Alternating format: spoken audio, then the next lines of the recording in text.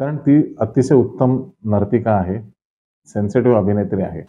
पण लक्ष्मीकांत बरोबर ना मी खूप काय काय काम केलं लहानपणापासून. लक्ष्मीकांत कांदेपळे त्याला ते खूप आवडायचं.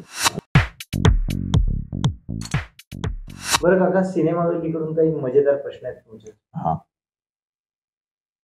ज्याला आपण रॅपिड फायर म्हणतो. बरं. छोटासा आहे अगदी, पण एकच उत्तर हवंय. 2 उत्तर नाही चालणार आणि मला माहिती आहे तुम्ही तेवढे बाणेदार आहात. तुम्ही बोलून मोकळे होता. वर्तमानपत्र की social media? Social media. Ashok Saraf की लक्ष्मीकांत बेर्डे? आता एकच उत्तर द्यायचं म्हटल्यानंतर लक्ष्मीकांत बेर्डे. त्याचं एक्सप्लेनेशन नको ना. खरं तर हा प्रश्न अडचणीत टाकणार आहे, पण मला दोघांचं कंपॅरिझन होऊ शकत नाही. मग लक्ष्मीकांत बेर्डे एवढ्यासाठी की लक्ष्मीकांत बरोबर मी खूप प्रयोग करू शकलो वेगवेगळे, आणि अशोकजींबरोबर ना एक अशोकजींना काय शोभेल, काय योग्य वाटेल, काय त्यांच्या लेवलचं काम आहे, त्यांच्या वकुबाला काय शोभेल, एवढंच मी काम त्यांच्याशी केलं. त्यांच्याबरोबर इव्हन भस्म जरी केलेलं असलं तरी भस्म हे त्या सिनेमाला आवश्यक अशी व्यक्तिरेखा ते करू शकतील हा विश्वास, आणि त्यांनीच मला समोरून सांगितलं की हे मी केलं तर चालेल का, हा एक मोठा भाग होता. पण लक्ष्मीकांत बरोबर ना मी खूप काय काय काम केलं लहानपणापासून. पण आमची भाऊ बेर्डे संस्था होती, दोघांचीच, आम्ही दोघेच, आणि तो खजिनदार आणि मी क्रिएटिव्ह हेड त्याचा. त्यामुळे तो लेखकांच्या रॉयल्टी देतोय की नाही हे पण मी बघितलं नाही. लेखकच नंतर कधीतरी भेटायचे आणि मग सांगायचे, अरे ते प्रयोगाचे हे नाही आले माझ्या. त्यामुळे तिथे काही ना काही एक्सपेरिमेंट केले, नाटक केलं, अलवारा डाकू केलंय, वाद्य त्याला शिकवलेत, मी वाजवलेत. म्हणून दोघांचं नाव तू घेतलंच, लक्ष्मीकांत बेर्डे. पुढचा प्रश्न, वर्षा उसगावकर की प्रिया बेर्डे? वर्षा उसगावकर.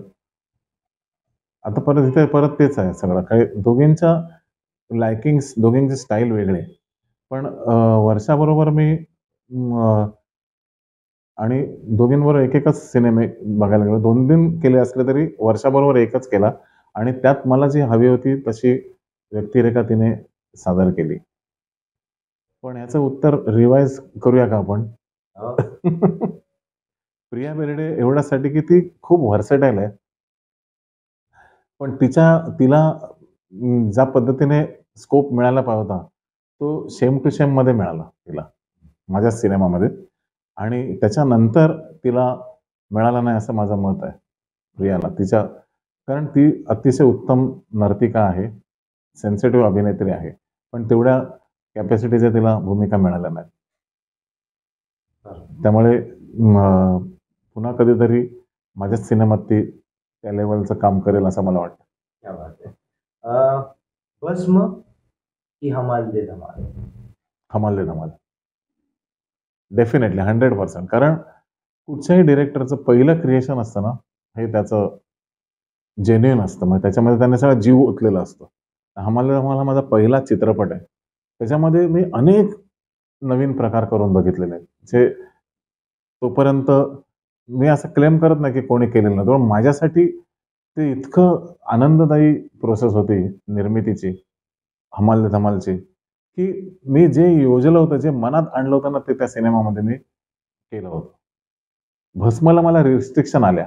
भस्म मला अख्खा मराठवाडा मला मुलुंडच्या हद्दीच्या आत उभा करावा लागला. त्यामुळे नीट बघितलं कधी-कधी हायवे असा दिसतो त्याच्यामध्ये. ते कॉम्प्रोमाईज झालं त्याच्यामध्ये. पण हमाल दे धमालमध्ये काही कॉम्प्रोमाईज नाही झालं. त्याच्यावर मी आणखी 3 तास बोलेन हमाल दे धमालवर.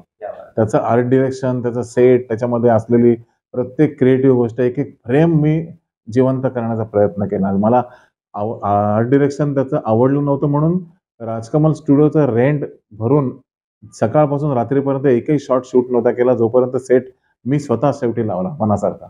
तोपर्यंत ते पहिला प्रोड्युसर, निर्माता असून सुद्धा मी त्याला ते पैसे भरले, पण मी कॉम्प्रोमाइज नाही केलं. आउटडोर हमाल दे धमाल मधलं ते धाकूमाकूम गाणं आहे, त्याचं 6 दिवस शूटिंग चाललं होतं. मराठी सिनेमा एका दिवसात किंवा 2 दिवसात गाणं शूट व्हायचं त्या काळामध्ये. त्याच्यावरती मी येतो. पुढचा जो राऊंड आहे, ज्याला आम्ही म्हणतोय खाऊ गल्ली. या खाऊगल्लीमध्ये थोडंसं वेगळं आहे. कुठला आणि कुठली कलाकार डोळ्यासमोर येते जर एखादा पदार्थ सांगितला तर? कारण अनेक कलाकार तुमच्या संपर्कात येऊन गेले, तुमच्या हाताखालून घडले. त्यामुळे तुमच्याकडे तो पितामह भीष्मांचा अधिकार आहे. बटाटा वडा म्हटल्यानंतर कुठला कलाकार समोर येतो? अ,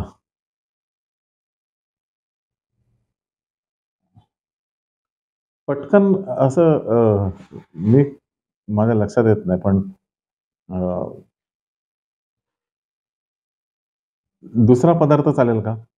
पुढचा पण विचारतो की. हां. बटाटा वडा हा जनरली सगळ्यांनाच आवडता आहे. म्हणजे पर्टिक्युलर कोण असं नाही. मला आठवतं वाढता वाढता वाढे नाटकाच्या वेळेला ना शैलेश दातार हा बटाटा वड्याने खूप प्रेरित व्हायचा.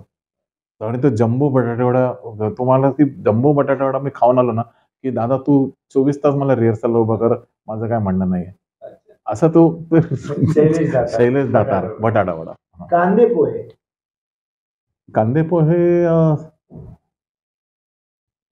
लक्ष्मीकांत कांदे पोहे. त्याला ते खूप आवडायचं. लक्षाला खाण्याकडे तसं दुर्लक्ष असायचं, पण तो कांदे पोहे त्याच्याबरोबर जायचे. मग आला की सेटवर काय चला मग पोहे आण. असं ते व्हायचं. खेकडा भजी. खेकडा भजी मी स्वतः. अ, तितकं हे नाही, पण पटकन असं नाही कोण आठवत मला. पण ती खेकडा भजी सगळ्यांनाच परत बटाटे वड्यासारखंच ते सगळ्यांचं फॅसिनेटिंग येस. भाजी. बर्गर.